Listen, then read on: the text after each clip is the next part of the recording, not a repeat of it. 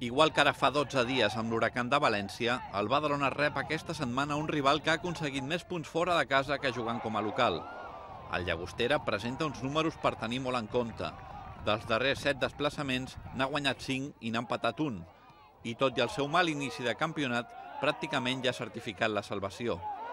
És un equip amb molta experiència que aposta per tenir la pilota i això pot repercutir en poder veure un bon partit.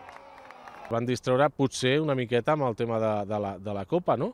Però la veritat és que si no hagués sigut per això, ara tindríem punts d'equip de play-off. O sigui que ens trobarem un equip, la veritat, amb un joc organitzatiu,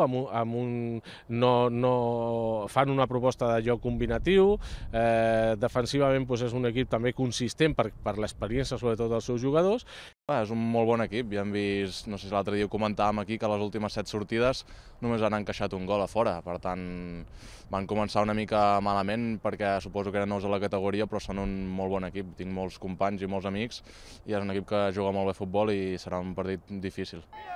L'enfrontament es disputarà diumenge a les 12 al camp del Centenari i serà xiulat per l'àrbitre de La Rioja, Ocon Arraiz.